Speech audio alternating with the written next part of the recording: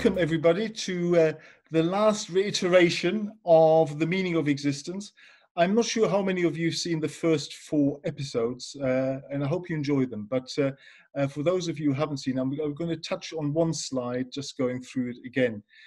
All of them are available now on YouTube on the Virtual BRLSI YouTube channel. So if you just put in Virtual BRLSI YouTube channel into your browser, you will be able to find them, just in case you wanted to catch up. Now, this is the final version or the final episode, and this is going to be rather more interesting. This isn't just about talking about the history of philosophy in terms of the meaning of existence. This is much more my own thoughts and my own challenge to philosophy as a whole in terms of the meaning of existence. And I hope you'll enjoy it. It should take about 45 minutes, and we'll touch on the sort of key themes which I will explore. And the 3 really, the ones I want to sort of, for you to take away as we go through this are 3 things. The idea of relationality, that all of the meaning of existence is about relations and relationality. The second one is that being and becoming are 2 key terms that we really need to get to grips with in terms of the meaning of existence. From a state to a changing transformation through becoming. That's the second one. And the third one that I want to explore with you today is the notion of care, and what care means in terms of the meaning of existence. So those are the 3 areas. And if you can keep those in your mind as we go through it, I think we won't go too far. But before we sort of get into the subject matter properly, I thought I'm just going to share with you let me have a look, it seems to be stuck. Okay, so previously what we've seen is, I'm going to really go through this very quickly. These are the first 4 episodes of the series. In the first one, which was part 1, which was entitled From Ritual to Religion, we really plotted the sort of transition from prehistory, the myths, the funerary rites, and the sacred, including the notion of out of chaos into order, into a formalized religion with its scriptures and the celebration of the divine. And we covered quite a few religions here. We didn't just cover the Western and Abrahamic religions, we also covered some of the Eastern religions. The second part then was all about moving from revelation to philosophy, and there we covered really the early Greek philosophy, from the pre-Socratics to Aristotle, but also finished off with a adventure into scholasticism. Part 3 was all about the wisdom of the East, where we moved into the East, and particularly the Eastern religions of China and of India. We touched briefly also on Zoroastrianism, but then we went back in part 4 into the Renaissance and to modern philosophy in the West. And here we covered really quite a few broad spectrums and different types of philosophies, from libertarianism and also from Kantianism in terms of the categorical imperative, utilitarianism, and the 2 sovereign masters of pleasure and pain. And there we covered other things like nihilism and pessimism, as well as phenomenology and the life world, and then existentialism, as well as logical positivism and the meaninglessness of this kind of question. So, as anybody tells you, you should start a presentation on the meaning of existence, really with some definitions. So I think what I'm trying to do here is actually share with you some of the key areas that we'll be exploring. Here we go. Yes, so we've been through these. Let me just catch up. So the meaning is what is meant by word, text, or concept or action. That's relatively straightforward interpretation. What something represents or expresses. I think that's also a pretty straightforward presentation of meaning. We get slightly more esoteric when we talk about its implied or explicit significance. So meaning and significance are seen as synonymous. An important or worthwhile quality or purpose is different from the linguistic definition of meaning. And then finally, an importance or value that describes something of meaning. So these are the kind of things I want you to bear in mind. And particularly, I want for you to focus really on the latter two there in terms of its meaning, because I'm not really going to be going through this sort of linguistic analysis of the term. Existence then also has got various definitions, again, mainly derived here from the Cambridge and Oxford dictionaries. One is the fact or state of living or having an objective reality. I don't think any of us would question that particular definition. The next one is the state of being real or being known or recognized. Continued survival. Now, obviously, that seems to be the very basis of an existence, is that you continue to exist. So I think that's a bit of a circular definition, but I think that's probably the most basic form of existence. And then there are some more, as I said, more wide-ranging definitions. One of them is the state of being present or of being a condition. And finally, a way of living. Now, my key areas of exploration as far as the meaning of existence is concerned really will focus much more on the latter two, rather than the sort of more straightforward and circular definitions. But before we get into my interpretation and the new perspective on the meaning of existence, I'm going to do something which I know I'm going to regret, which is actually, especially when we've got august people like Raymond Tallis here, but extremely well-known philosopher, and he will probably rip me apart at the end of this presentation. But what I want to do to set the scene is actually to critique philosophy, or most of philosophy, or much of philosophy to this point. I think philosophy has done us a disservice as far as exploring the meaning of existence. So here it goes. Now, one of the things is a very important book, which I think was Bertrand Russell produced, was called The Problems of Philosophy, where he explored various terms like the nature of knowledge, how we know what we know, etc., issues around truth, and so on. I think that still investigated philosophy in the prevailing mood of philosophy, and particularly in a sort of analytical form. I actually think the book should have been called The Problems with Philosophy, which would have made it a much more interesting exploration of where has philosophy really got a grip on reality, and particularly on the meaning of existence. What I think is really required is an exploration of the problem with, rather than the problems of philosophy. And I think we've had a philosopher in the past who's been trying to explore this, and Ludwig Wittgenstein thought that he found the answer in the Tractatus, believing that philosophy had gotten itself into a lot of knots which could be unraveled by careful linguistic analysis. And as he would put it, would let the way out of the fly bottle. Now, he changed his mind in his later philosophy, in his philosophical, philosophical considerations, and changed his mind and wanted to actually think that you're not going to get to the answer of existence, or the meaning of existence, or even the meaning of philosophy, unless you actually demonstrated something rather than, or showed something, rather than actually try to analyze it by linguistic means. So I think the book he wrote was in Philosophical Investigations. Right, so let's get cracking. So I think there are some serious problems with philosophy that has limited itself to only a partial view of reality.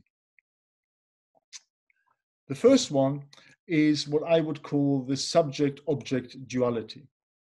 And that means that actually I feel by only concentrating on the subject or the object, as the fundamental forces of nature or of existence, I think philosophy has missed out an integral and an essential part of the way we live and the way that existence manifests itself in the world. It also means that actually the subject and object duality forces us already into a particular view of life. It actually sort of focuses on things like division, separation, otherness, whereas the philosophy simply doesn't assume or even tackle what I would call the in-between or the relation between the subject and the object. And that is one of the key tenets of the presentation today, that actually the fundamental nature of reality is actually relations. The second problem with philosophy is that it assumes some absolute perfection, something absolute to strive for. You know, the notion, I think, in philosophical terms would be called universality or absolutism, and its relentless progress towards something ultimate, something final. And I think that, to some extent, is just an abstract and empty concept that really needs to be explored in much more detail. And I think this is something that we are bestowed by the Enlightenment, and something that really we need to challenge going forward. The third one is, and I think this perception is still with us to some extent, even, and I know Raymond is going to give a talk on the philosophy of time in September. Even in terms of our perception of time, I think this sort of viewpoint still is with us, that actually there is this mechanistic clockwork universe that is just unfolding mechanically through the forces of nature, and there's nothing that can be done independently of this. And this is where we find key philosophical concepts like free will and determinism. So I think, you know, if you are an advocate of the mechanistic clockwork universe, you are more likely to be disposed to a worldview that believes that the world and the meaning is already predetermined before our existence.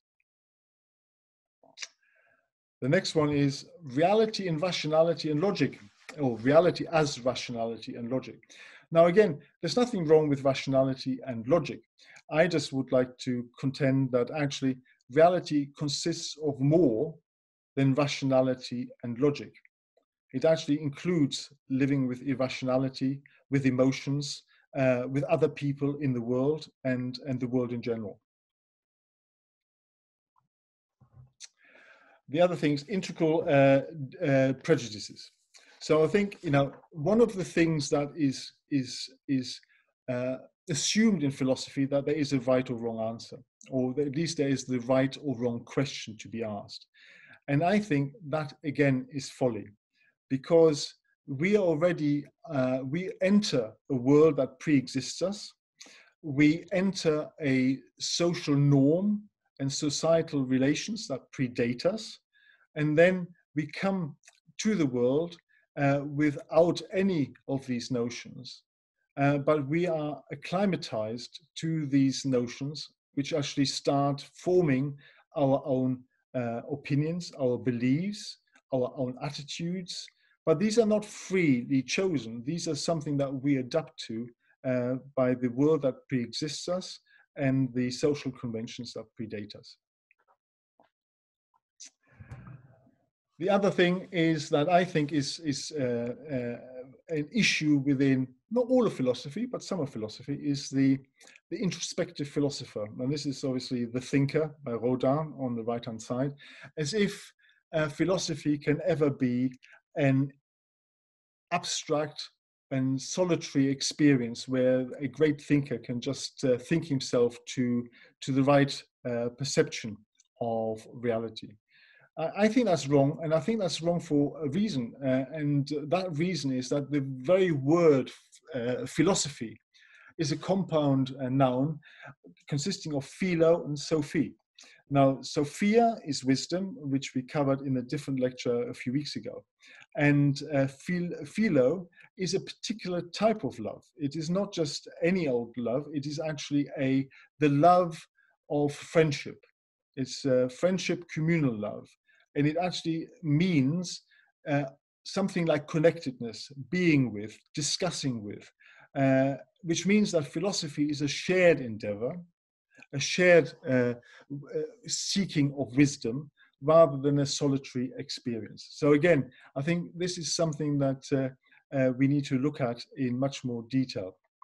In particular, when we come to the next problem, which is dogma versus inquiry. Now, this is a bit naughty, I suppose, but I think teaching philosophy is not philosophizing, it is teaching philosophy.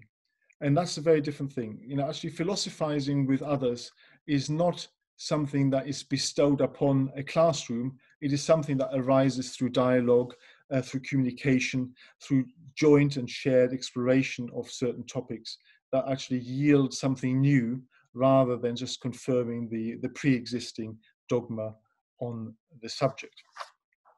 So those are the key things that I think are the problems with philosophy. There may well be others, and we might be exploring them in the Q&A session. But I hope this sets the scene for something which is slightly different, which is actually something where we need to look at the world slightly differently.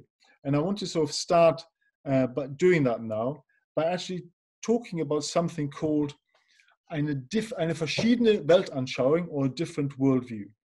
And I think the one thing that I would like you to take away from this slide is that actually only by thinking differently about the world and the meaning of existence will we be able to explore the very topic itself. What is the meaning of existence?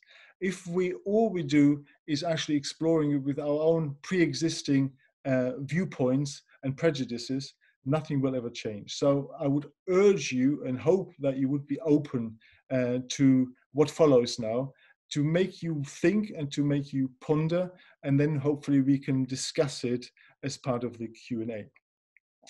The first thing is that what I've described so far is that actually in philosophy, there's always, not always, but very often the view that we are an objective observer of life in the world. And actually we set apart, we're dispassionate, we are separate from. What we're observing is different to us. It is all about otherness, and that can lead to a certain attitude in life that is about separation and otherness, rather than a worldview where we believe that humanity and the meaning of existence is actually part of the world. And I think these are very, very important distinctions and different types of worldviews, which I would like to explore as part of the presentation. The other change, as I mentioned already, is the movement from a subject-object view of the world that divides everything up into either the subject purveying or the object being observed, into actually a much more of an dynamic, ongoing, and mutual process of exchange. The other thing I would like to sort of encourage people is to get away from binary oppositions. And a lot of philosophy, whether that's in the East or in the West, is based on binary oppositions of difference. And that includes very simple things like right and wrong, black and white, male and female, dark and light.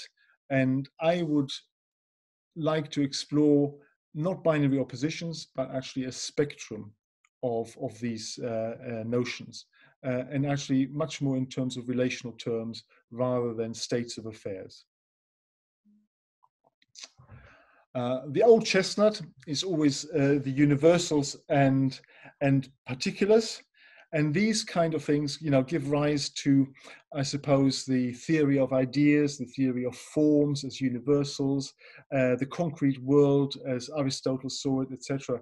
But they're always seen as conflicting. as opposites. And I would like to suggest that they're actually part of an ongoing and continuing cycle and process. And then the final thing is, as I mentioned, is that the world isn't static. We're not describing static notions and concepts. We should see the world as a continuum of meaning, of significance, of events and experiences that occur by actually interacting. So these are the kind of things that we'll be exploring in a second. And then finally, as I mentioned already, we talked about sort of mechanistic world clockwork. We see things in mechanism terms, in terms of one thing following another, even cause and effect, rather than as an organism. If we looked at the reality of the world as interacting, connecting, and interdependent organisms, I think it gives us a different point of departure. We see the world more as a whole rather than as disparate parts. So this is the sort of key start of where we're going to head, because I think that's important to set that background. Okay, so relationality. And relationality is something for me that describes where I think we could move from, on the previous slide, from the mechanistic to the organic worldview.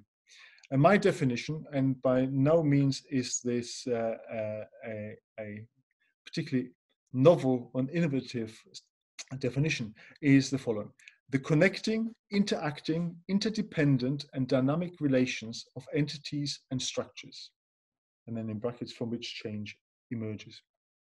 And if we've got enough time, I'd like to bore you very quickly with one of my favorite poems, and that's by John Donne, and No Man is an Island Entire of Itself. So I'm just going to read the poem because I think it reflects the kind of thinking that is much more in line with relationality in terms of exploring the meaning of existence. So here goes. No man is an island entire of itself. Every man is a piece of the continent, a part of the main. If a clod be washed away by the sea, Europe is the less, as well as promontory were, as well as if a manor of thy friends or of thine own were. Any man's death diminishes me, because I am involved in mankind, and therefore never send to know for whom the bell tolls. It tolls for thee. I think that's a beautiful poem, and it says so much about the philosophy that I'm advocating, which is much more that I could do with words themselves, because it does talk about relations in the world. It's about togetherness. It's about a shared process of evolving. So I want to sort of dwell on a few notions now of relationality to give you an insight in terms of what I mean by that. So relationality for me starts with the interesting in-between, from which possibilities arise. So this really is, for me, is the in-between the subject and the object. Because for me, this is where all the action is. It's not the person acting or the person being acted upon. It's actually the acting that is the important aspect of relationality. It's the interesting in between. This is where all change and possibilities arise.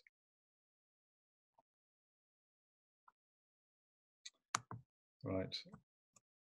Possibilities. So once these possibilities exist, possibilities develop from feedback in relations, which inform and influence the ongoing relation itself. So what do I mean by that? Andreas, what are you talking about? I hear you say.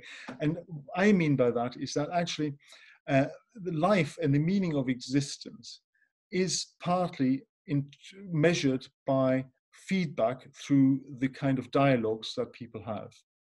And feedback here is a very specific term. Feedback is something where it isn't just an unfolding of a relationship. It actually, at every stage of the interaction, something is added to the conversation and to the dialogue through feedback, by people responding, by then this generating a new way of thinking about the issue at hand that enriches and adds some value to that conversation rather than just letting that conversation unfold. Change arises through feedback, positive and negative feedback, from which relations evolve. So we've talked about feedback, and there's two different types of feedback. One is a negative feedback. It's a bit like a thermostat. You set the thermostat at a certain temperature and for the heating to come on or to go off. And if it reaches that temperature, the thermostat either switches on and off. And that's a negative feedback. It's just a one equilibrium point. Whereas positive feedback is actually something that opens up new opportunities. So somebody providing feedback to me later on in terms of the presentation in the Q&A will provide me with some food for thought in terms of the philosophy that I have talked about tonight, and might actually change the way I think about the meaning of existence. And I hope that will happen, because I think that's going to be the nice part of the Q&A session. And one of the things that this relationality produces, I think, is probably the old adage that the whole is more or less than the sum of its parts. And this is what we mean by synergies. So synergies is when the whole is greater than the sum of its parts, because value has been added into the conversation, into the interaction, into the experience. That can be as simple as going to Glastonbury to a festival and actually sharing that with friends. That experience is more than just the music and the friends. It's the overall performance, the whole interaction of that experience. Or it can be negative and antagonistic. So, where actually the interactions with the participants in the experience actually lead to something that is certainly less than the whole. And these are unfortunate things, going through divorce, for example. These are things where the whole is definitely less than the sum of its parts. Okay, the next one is the creation of mutual experience and significance changes things. So as we go through an experience with others in the world, there will be changes that are happening through the feedback mechanism. And they will create new situations, new experiences with a new equilibrium point, or various equilibrium points, and all constant change. So, once we have replaced one worldview, for example, there's no way of going back to that particular worldview. We are moving on from that worldview and finding either a new worldview or trying to find a new worldview. So, for example, the idea of slavery was seen as something particularly fully acceptable in the Western world, at least until the 18th century. Wasn't repealed in Britain until the 19th century. But there's absolutely no way that our worldview of slavery would ever go back to the Georgian times. Okay.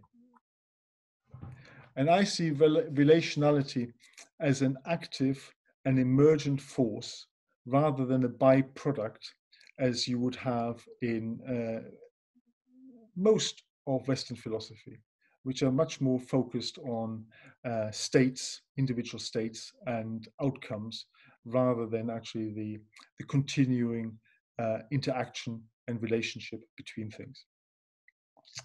Okay, so that is relationality. Now, in terms of relationality as a philosophy of life, so let's make it a bit more concrete, because I think I might well be accused of being somewhat abstract and conceptual here. So I want to go back and find that there are certain givens in our lives and the way we perceive the meaning of our existence, because we all have a unique life history. And we all have unique personal and cultural relations.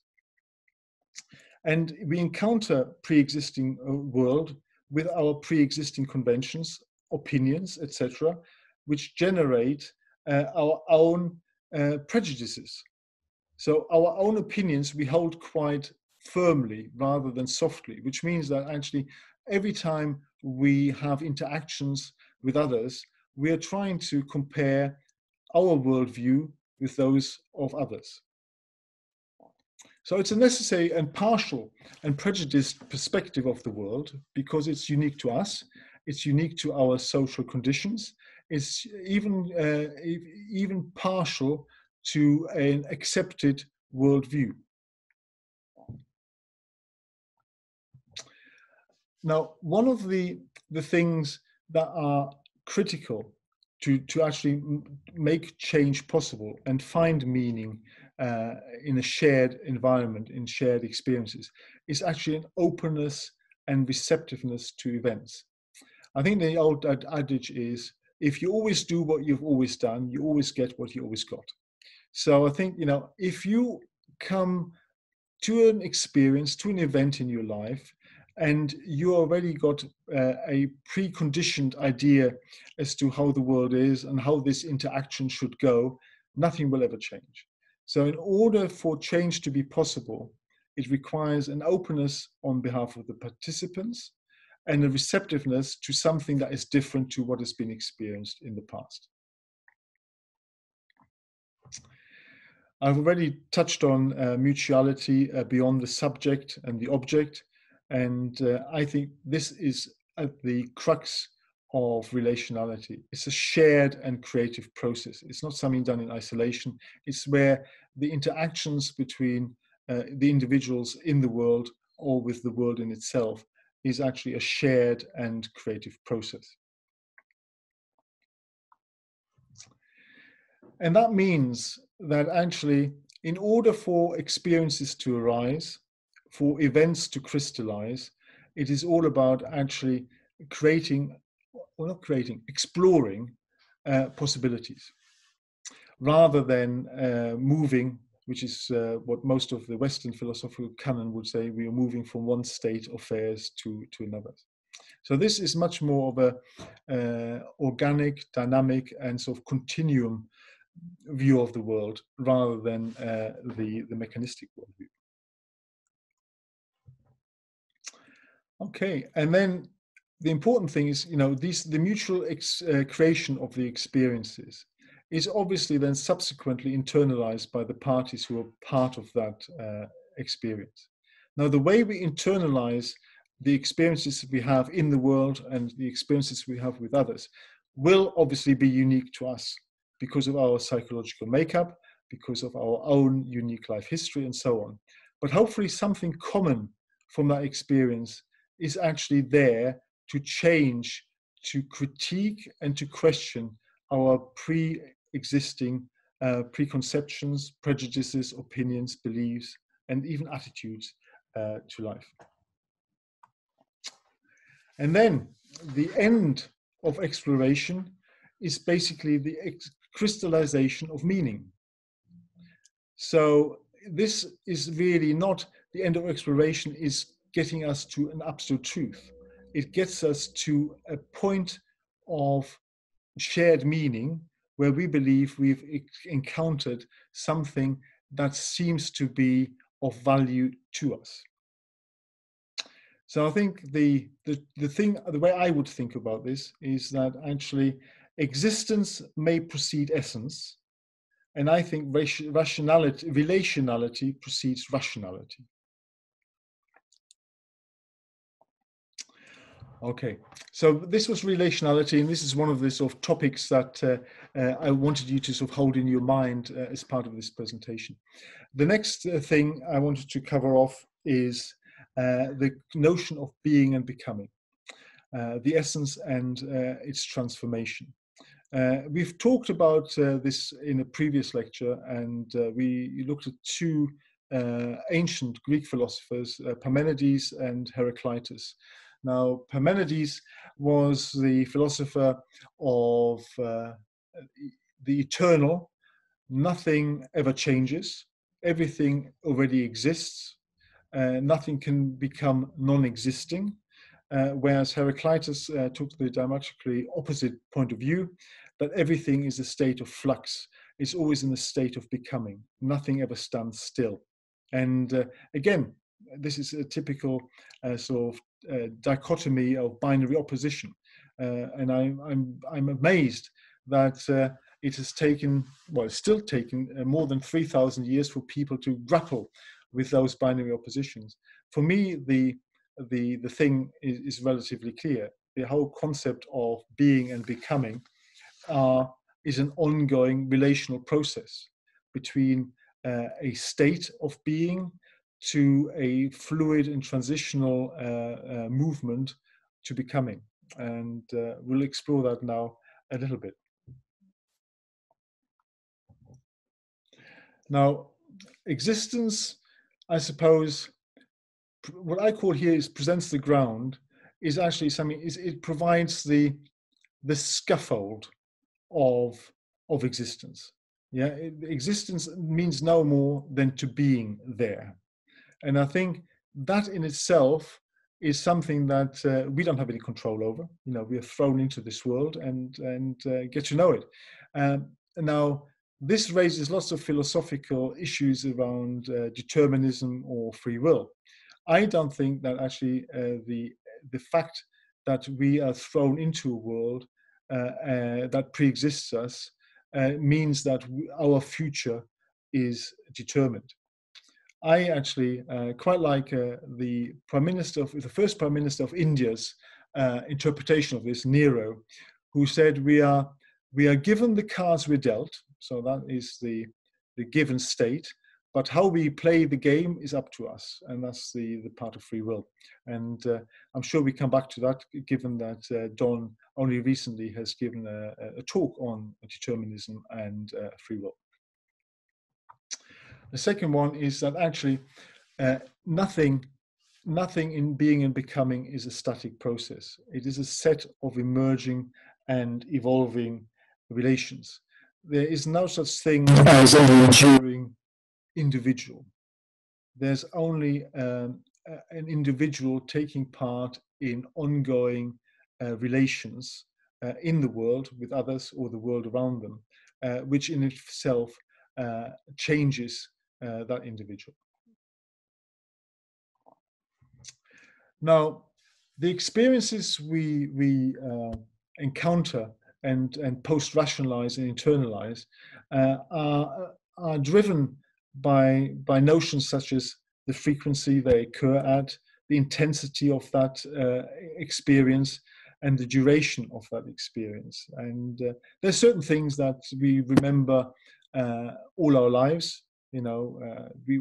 For those of us old enough to have been on the planet when the first moon landing happened in 1969, we knew where we were and what we were doing, because it was such a fundamental and such an intense and significant event in human life history.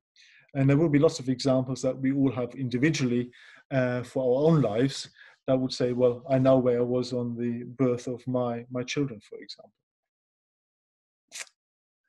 Okay. One of the interesting things that I've explored is actually some of the African philosophies. And I've came across a very interesting term, which is Ubuntu, literally translated as I am because we are. And that's an interesting concept, is that actually we don't exist and our lives don't have meaning in isolation. They only have significance and meaning in relation to the lives of others around us and the world in general. And it's quite interesting. Nelson Mandela was a proponent of Ubuntu, and when it came to the reconciliation in South Africa, that's an example of Ubuntu, of trying to work through the past together, rather than just attributing sort of justice for the wrongs that have been done. And it's a nice concept, and I think we could learn a lot from the idea of reconciliation versus the dispensation of justice. Okay. As I already talked about, the self extends beyond the individual. So, the person who now gives this lecture is Andreas, but extends way beyond actually just talking to you now. Hopefully, what I'm saying now might engender some ideas, some curiosity amongst you to delve further, to take it away and discuss it with other people, and therefore form new ideas beyond just me as an individual who's talking to you. And hopefully that will come out in the Q&A when we talk about it.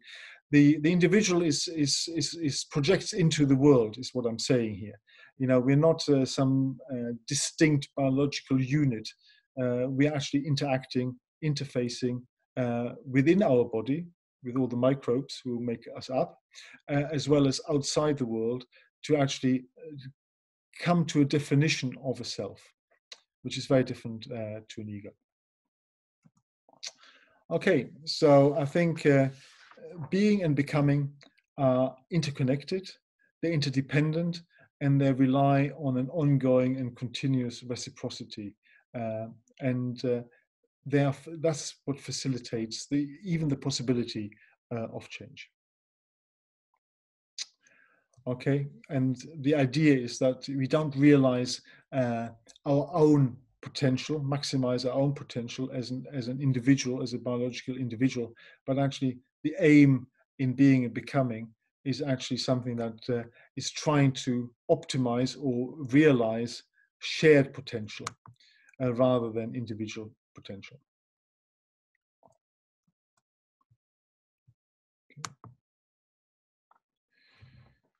And as I said already, but it's worthwhile talking about the state of being, you know, this is a snapshot of being at any particular time and place, influences the potential of becoming. So now that takes us straight back to the earlier comment.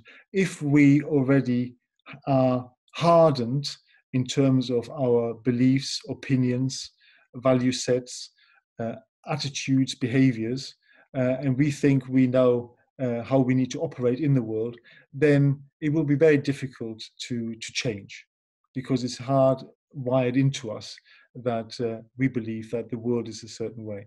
The only way to experience the world would be, my view, my argument would be, is to actually be immersed in it and participating in it, rather than trying to shoebox it into something that is known to us.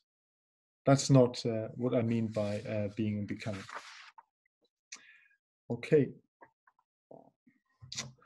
And to get involved, to be immersed in the world, isn't what rationalists would argue is, you know, you need to observe the world in a dispassionate, disinterested and detached way, rather than being immersed in it. I think that's the wrong way of looking at it. I think the whole way of being and becoming and changing as an individual and growing as an individual with others is actually by being fully immersed and participating in the world, rather than just observing it.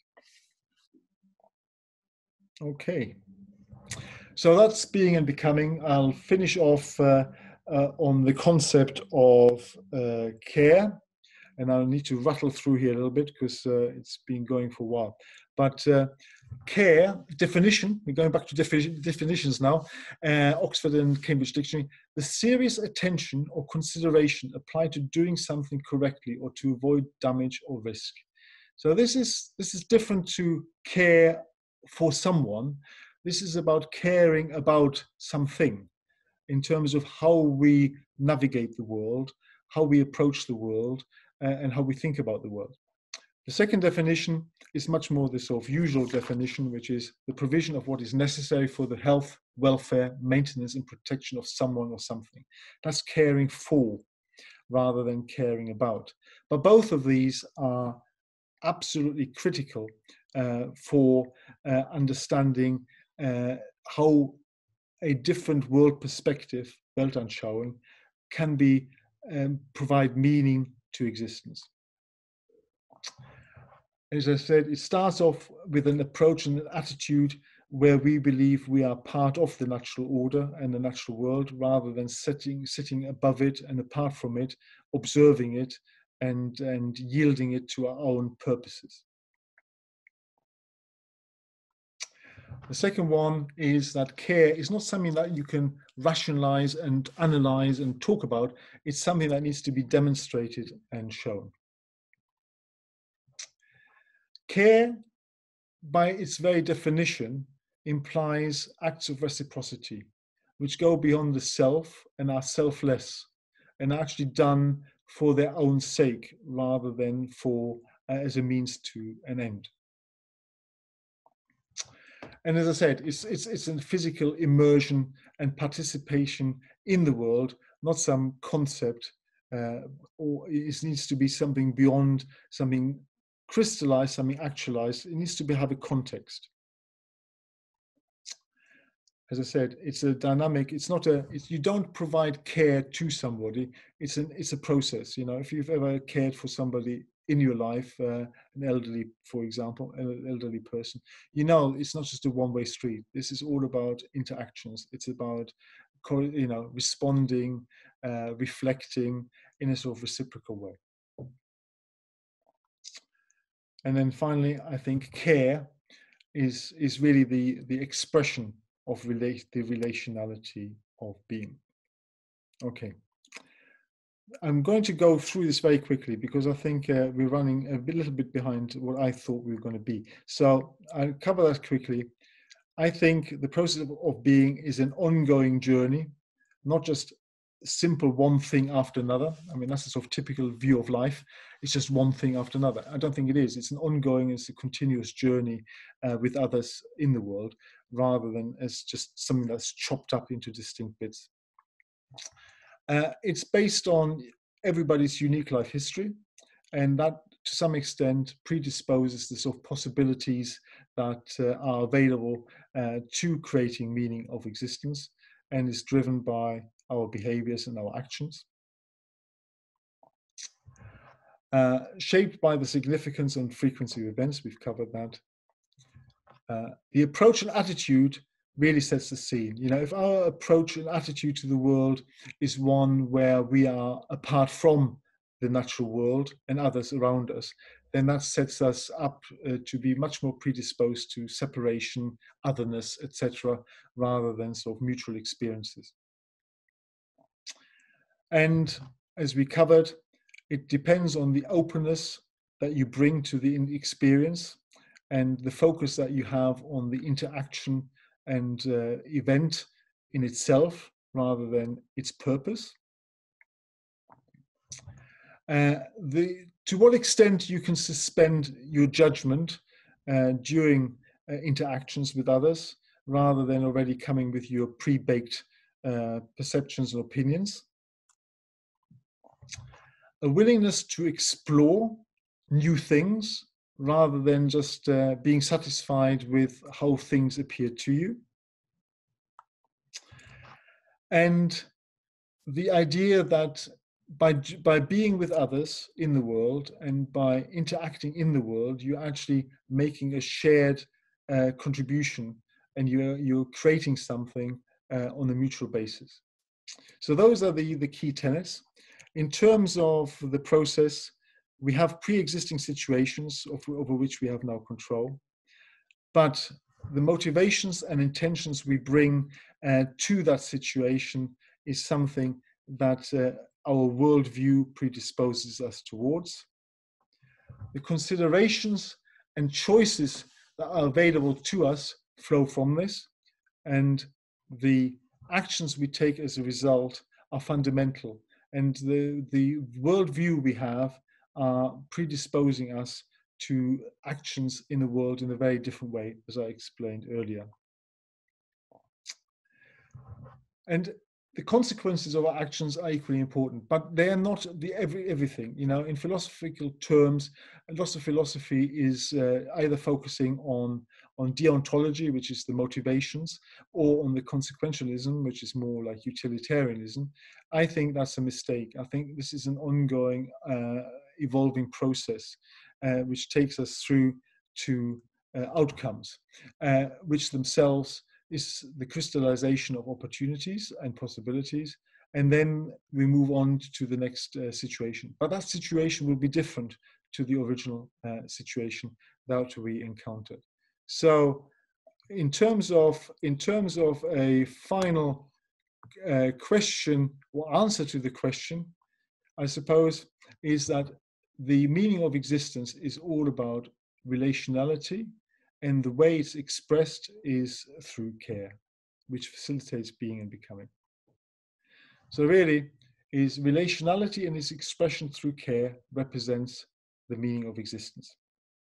So that's it.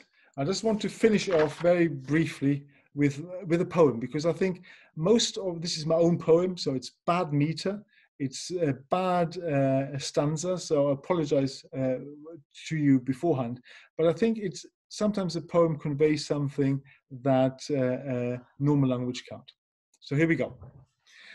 In the stillness of the night, without meaning, without light, dwells existence nonetheless in its very consciousness. Within, the soul and mind reside, illuminating side by side, being and becoming share their very essence, that is care. Within, it comes to rest.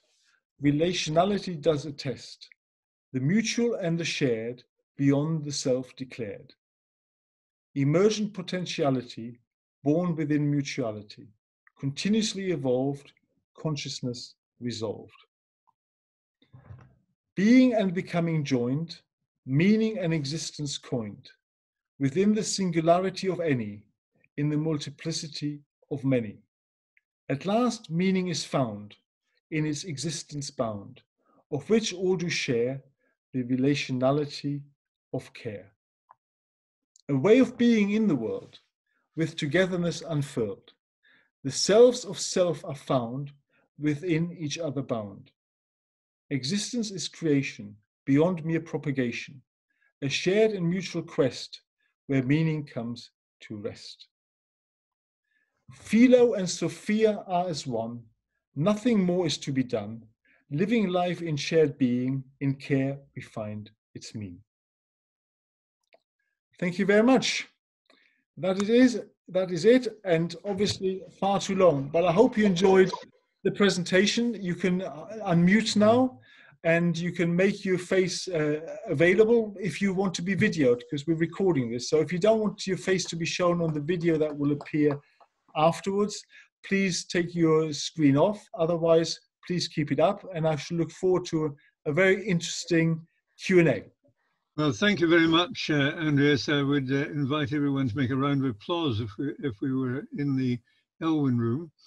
But I think because you have the controls of the meeting, I won't tend to share the questions, but hand back to you. Okay.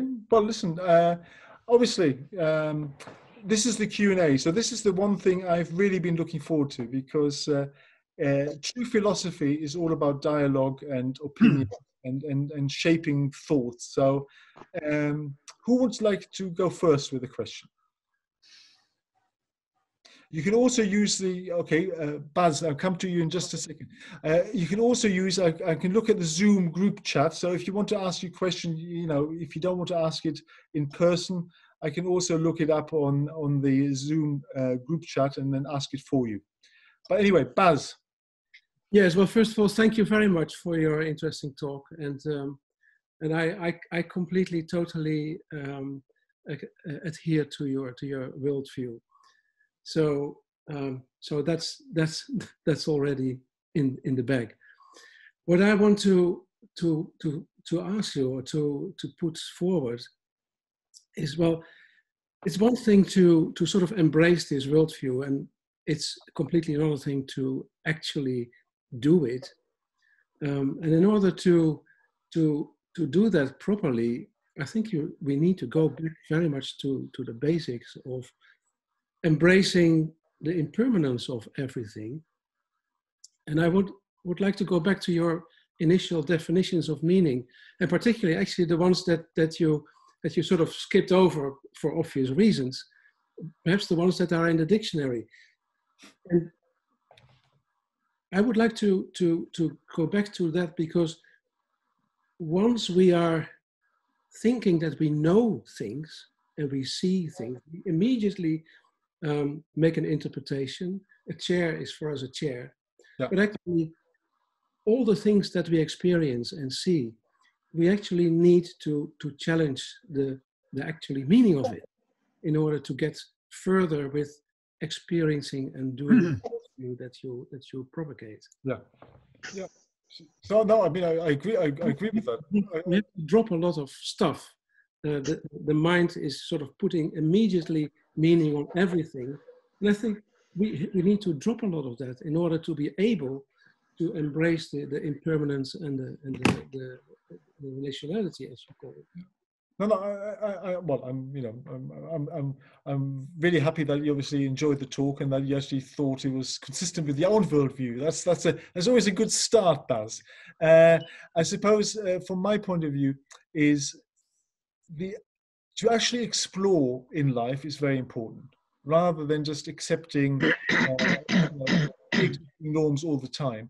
I think it's worthwhile trying to explore the world with others anew, rather than just being stuck with the same old concepts. And because some of the concepts are very empty, and we receive them secondhand, and really they don't mean much to us. And one of my favorite sayings is always that concepts without context are empty, and contexts without concepts are blind. So I think, again, even with concepts and context, it's like it's a relationship. You need to have something to make your decisions on, but you need to be able to have sufficient openness to actually amend your position as you discover something new. Raymond. Now this is the fun bit. Raymond is an acclaimed philosopher, so I'm awaiting to be ripped to shreds now. Not at all. I really enjoyed your talk, but just a couple of points. First of all, I mean, care, Sorga, is absolutely central in Being and Time, Heidegger's Being and Time, as you probably know. Yeah. And so I was very much very sympathetic for the position you gave it. But there's two things I wanted to, at the very beginning, you were talking about relations, as it were, being privileged over relata. And it seems to me that you can't have relations or relationships without the relata. So I find that that's quite difficult. The second thing was and that's why you also seem to be worried about the notion of separating subjects from objects. But it seems to me that, again, that's a situation where you need relata, subjects and objects, in order to have the relationship. Yeah. So I wouldn't privilege the relationship over the things that are related, the relata. Yeah. And the second is, you were very concerned about, as it were, the aspiration towards truth, and the idea of an overall universal truth.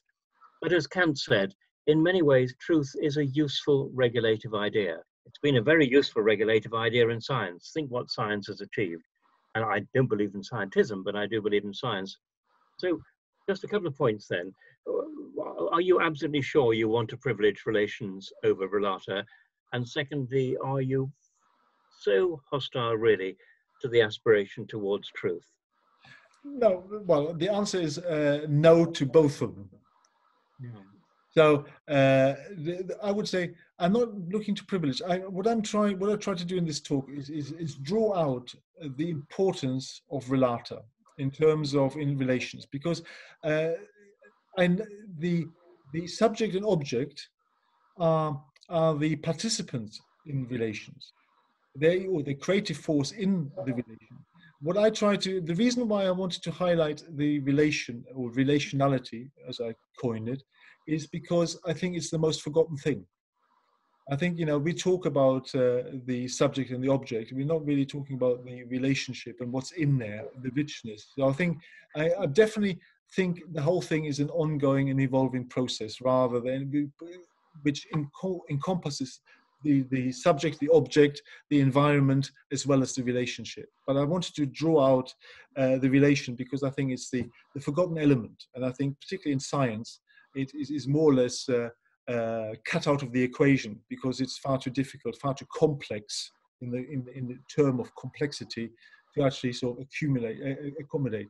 The other thing is slightly different. Can you remind me? What was the second point? I think you were very concerned that There is an aspiration towards universal truth. I think Kant was very good about this. He was quite a skeptic, obviously, about universal truth within the phenomenal world, but ultimate truth rather. He said it was a regulative idea. Yeah. And it seems to me that it's been a very fruitful regulative idea. Yeah. So no, I don't, again, if I came across like that, that's not how I wanted to come across. I think truth. I just wanted to make sure there is what I try to I suppose cover is that for me, truth is the shared crystallization of possibilities of potential, where something that people can agree on, have shared meaning, warranted assertability, if you want to talk about pragmatism or compatible or coherence, all of those kind of terms in the philosophy of truth are inherent in it. But I think for me, the only thing I'm dubious about is absolute truths. Yeah, and even to the extent of truth of fact, I can swallow. I can accept. If I have a mug here on my desk with tea, I can say it's true that there is a mug on the table with tea. I can sort of get that, but I think absolute general truth, even which are accepted. So I would question, for example, the theory of the Big Bang as an absolute truth. That to me is not an absolute truth, and I also, but I think truth as a concept isn't empty. Truth as a concept is a very important element to actually make sense of the world. Because you're making a distinction between fact and truth. Yes. Yes. Thank you. Yeah. So I think I'm not sure whether that answers it or makes it even more complex and complicated, Raymond. But I think the answer is no to both of the questions. Oh, that's very helpful. Well, thank you, and thank you for your talk again. It was great. Thank you. Can I just say thank you for something? Yeah, of course. Because I love this word, Ubuntu. Ubuntu. Yeah. It's absolutely lovely. I am because we are. Yeah. I think you've introduced me to something special there. Thank you very much. Thank you, Chrissy. Mike.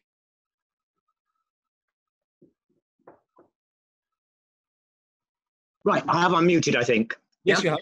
Good. I very much enjoyed your talk, but more so, I mean, the whole series you put before us. I mean, it's been a really mammoth undertaking, and it's you've carried out tremendously well. And I'd like to go right back to the beginning, when you were first talking about philosophy, and think about what that philosophy actually was. And if we take as two arbitrary starting points, Plato and Aristotle, we realize that they were not dealing with what we would today call philosophy. They were dealing with a whole lot of wisdom and knowledge. They were dealing with natural philosophy. They were dealing with political science. They were dealing even with sociology and psychology. They were dealing with geography. So in a way, if we see that as the root of philosophy, we see that philosophy actually hasn't narrowed, but has expanded. The natural philosophy has now become the sciences. Yeah. We now have political science. We have jurisprudence, which is a thing that, in a sense, for Plato is looking at a lot. So all those things have gone on and have, taken their own sort of worldview. But they all, in the sense that philosophy first started, are part of philosophy. Now, that leaves us with what now is called philosophy. And I think what philosophy has done, particularly, that remains, is it's looked particularly at ontology, epistemology, looked at those things that it feels are core, the use of language and logic. Yeah, and it has, if you like, examined what those other philosophies are saying. Now, this is not new, because a final point I want to make is that actually that sort of skepticism, that sort of nitpicking, was there from the very beginning in philosophy. You mentioned Heraclitus, your hero. Heraclitus has a little interesting story where he says, when people go to the games, there are three types of people there: tradesmen, athletes, and spectators. Who are the most noble? And he says, oh, the spectators are the most noble because they sit back and observe. Yeah.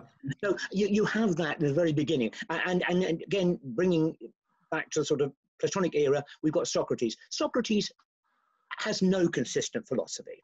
No. Socrates does nothing but nitpick. That really is the essence.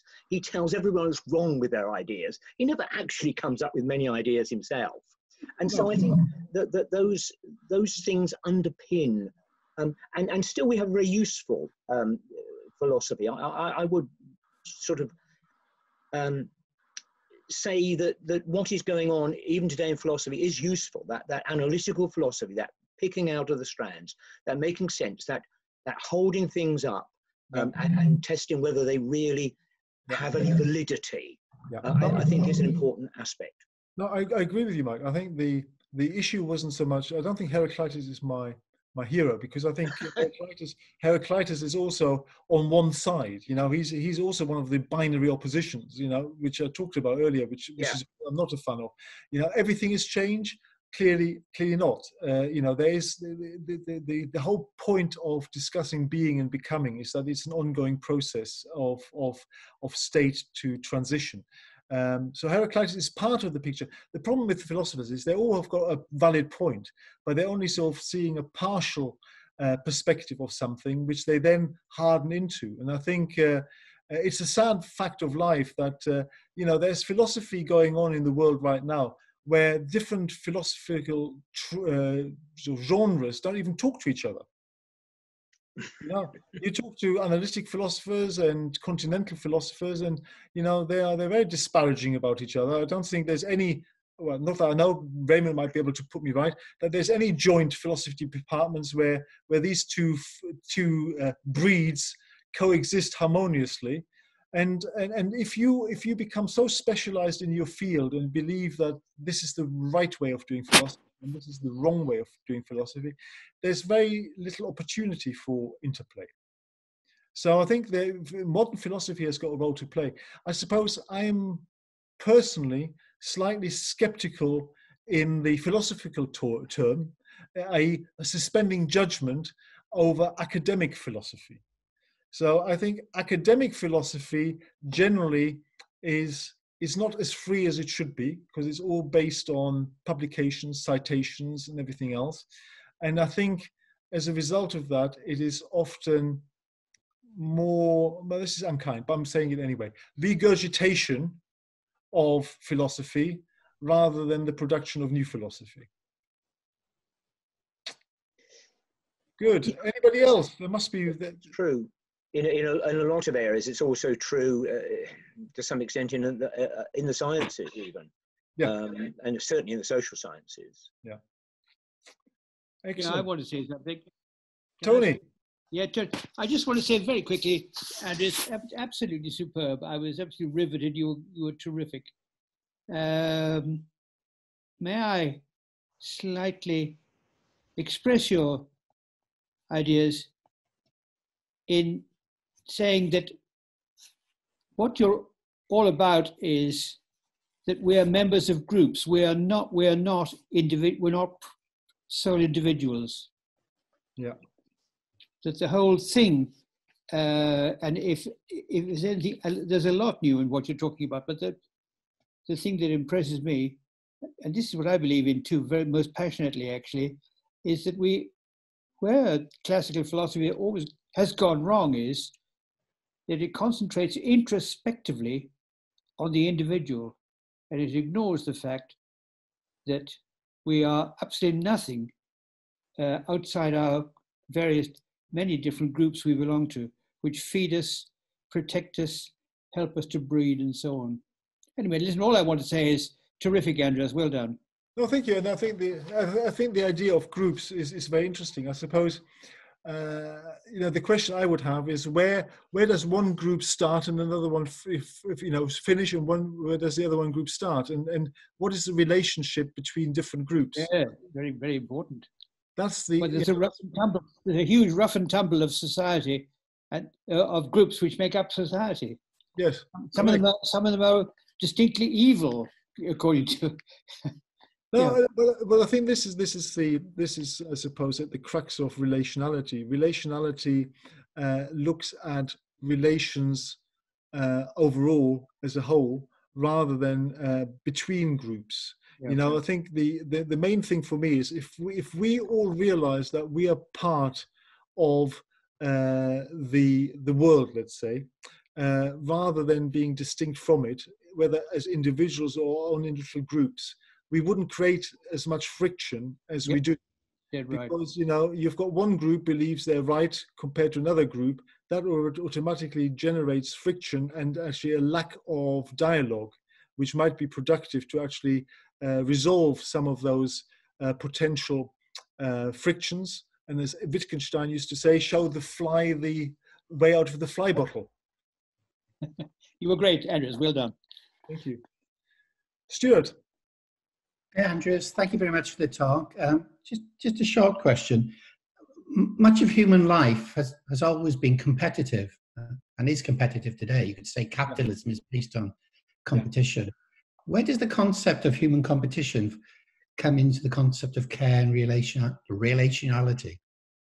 Well, I think competition is, so if I looked at the spectrum of world viewpoints, if you have a world viewpoint of being separate from the world, then automatically you see the world and everything else in it as something other, something separate to you, and therefore the predisposition to competing in the world is much more likely. Yeah, it is about accumulation for yourself, and the self really is not a self; it's an ego. For me as an individual, in terms of how I accumulate things. So, but that's a worldview that's prevalent. That's prevalent and has been prevalent for centuries. Capitalism, you know, and I think Adam Smith would turn in his grave if his Wealth of Nations, the way it was interpreted. You know, that's not how he wanted it to be interpreted. He was far more much more generous in his view of the world and human nature.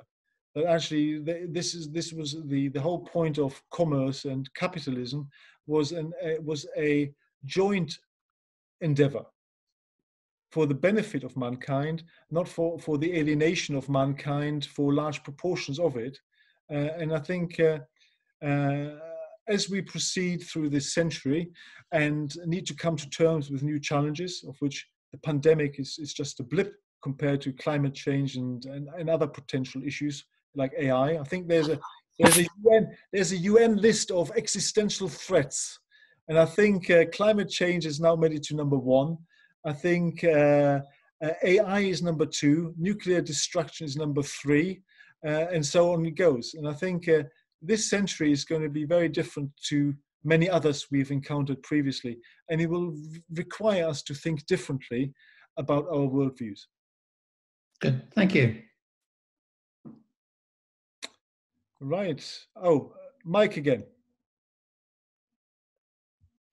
Can I just correct one impression? Now, I'm no spokesman for capitalism, but capitalism is not a wicked thing that suddenly happened. It replaced something that was probably arguably even more wicked, which is feudalism.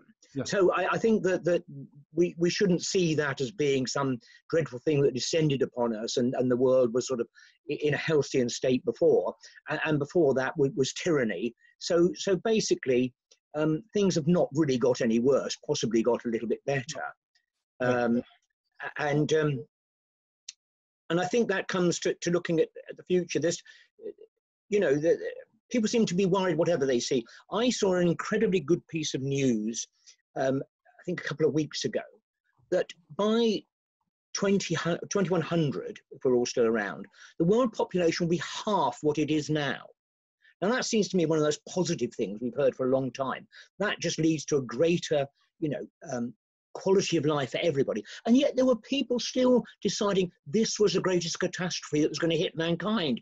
And you thought, for heaven's sake, when you get a bit of good news, you can't latch onto it and realize that, yes, okay, it presents some problems, but it also presents enormous opportunity.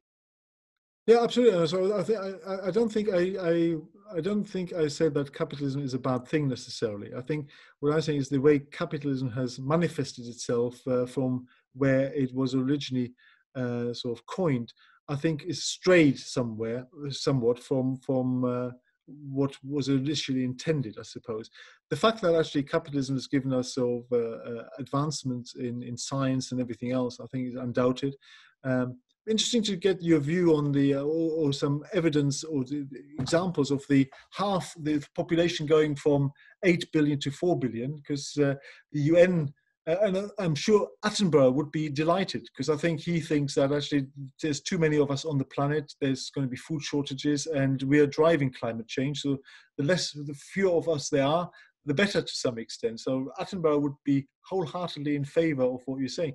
The last time I looked, though, the UN predictions for the end of the century still seem to be going upwards, particularly with sort of death rates in Africa falling. And I think one of the countries growing most out of all of them is going to be the United States of America, for example, over the period to come. So the jury is out as to what the world population will be like, I suppose. But I think what is clear is that the way we behave in the world needs to change, because we are heading towards impending disaster that is climate change, and we still seem to be talking about it rather than doing anything about it. And these various international climate accords haven't exactly amounted to much as yet. So the jury is out.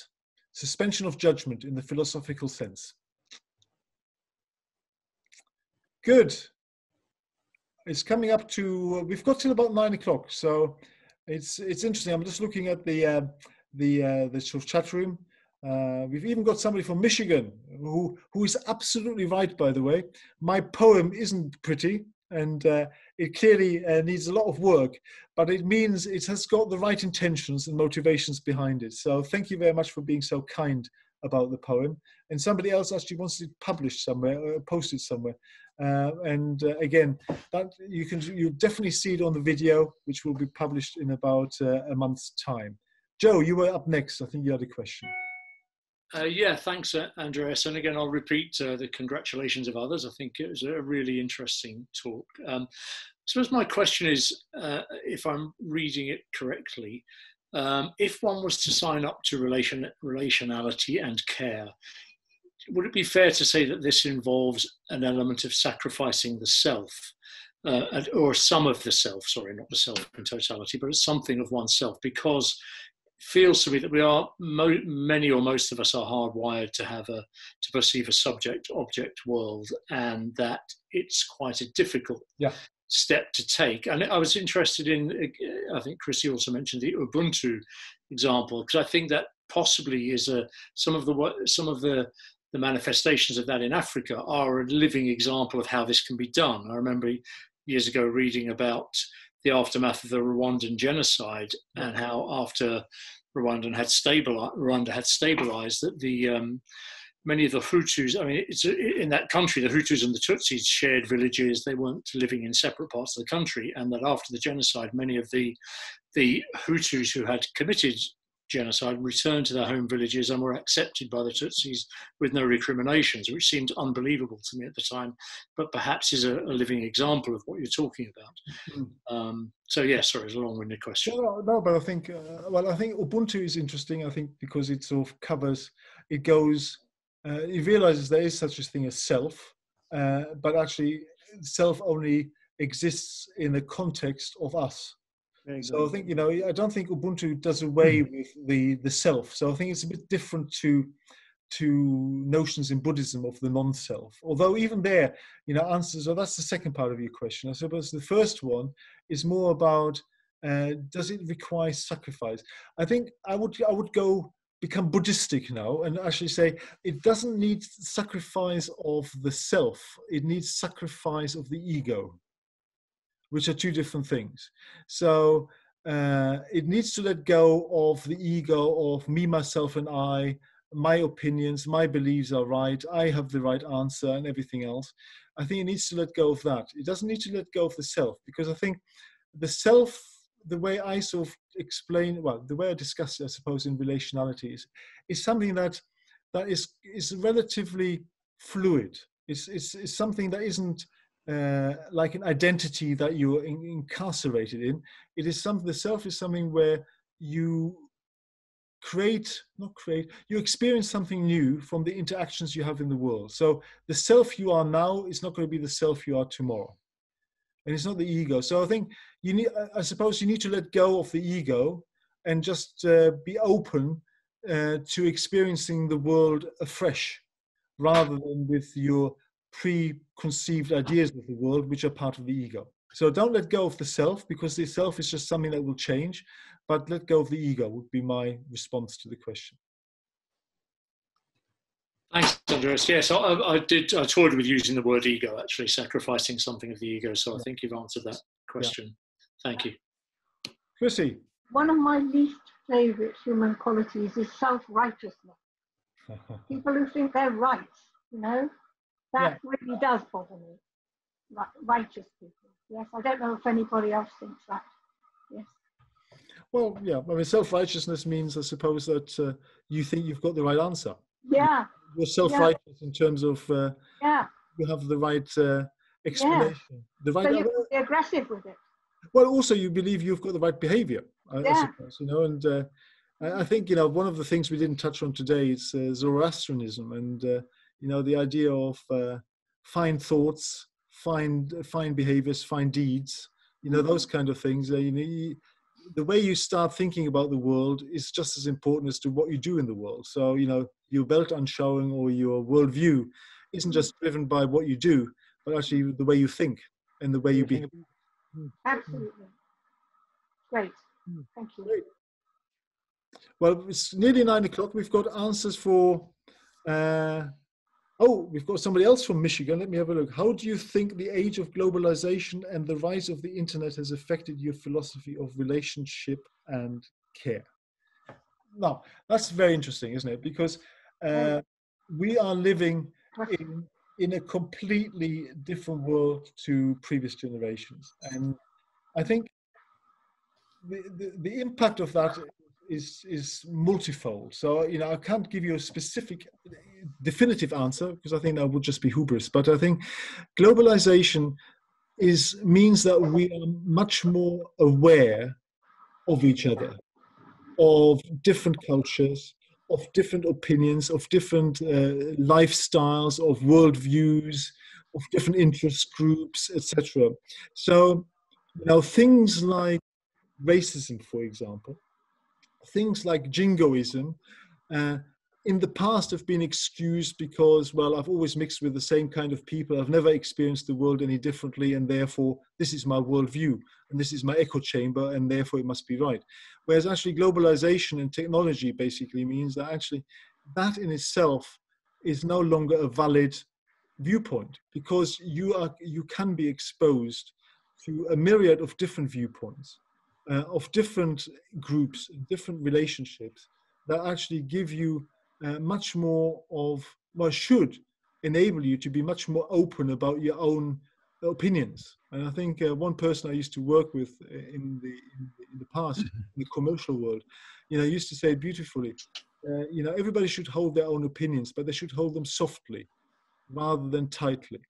Hold your opinions and beliefs softly, and be open to them being questioned, not criticized, but just questioned, so you can actually move forward jointly. So I think the internet, but like anything, you know, this is a double-edged sword. So the internet, which is the second part of the question, you have opportunities, but you've also got the opportunity of causing separation and division by trolling, by again operating in your own individual echo chambers, as if, you know, you have the final word on a particular subject, you know, and it can be anything. I mean, you know, the way you exercise relationality is about how you operate in the environment as a whole, not just with your own interest group.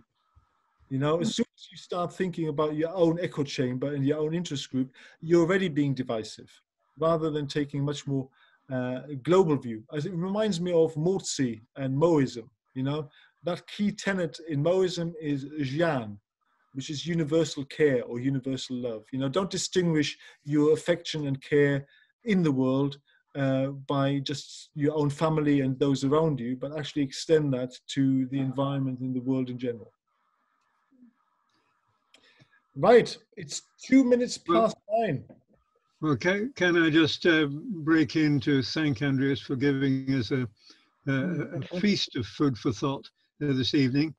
In fact, my feeling about very much of it was that there were lots of things in there that we could make a complete evening of. Yeah. But it's been a very good evening, and I guess we should try to. I don't know if we can give a round of applause. Why not? Yes. Look, Well in done, my Andreas. list, Andreas. I've been writing it all down. Yeah, Thank you very much indeed. yeah, so thank you for that. That's much appreciated. You're far too kind. I expected slightly more critiquing, but it's wonderful that you enjoyed it. I think that's the main thing. And if it made you think and to explore things a bit further. But I don't want to leave you before announcing, obviously, we've got Raymond Tallis actually on the call, which is great. And I'm really pleased that he did take out the time to listen to a rank outsider, an amateur like me, ranting on about the meaning of existence in philosophy. But thank you very much. But he's actually going to be our speaker next month in September, the first Tuesday of September, on something that is very profound, and that is the philosophy of time. So again, you know, we're going to finalize the title, and we're going to send out the sort of synopsis in the next week or so to everybody. And I hope you'll be able to join us on the first Tuesday of September for what will be far more erudite exposition of philosophy. Oh. In the meantime, Can I say I'll be sending out a note on that. If any of you are not on the email list and would like to be, then just email me with saying you'd like to be put on the list. excellent. So in the meantime, as usual, stay healthy, stay safe, and stay sane in these pandemic times. All the very best. See you next time. Bye-bye. Bye. Bye-bye. Well done. Bye. Bye. Bye-bye.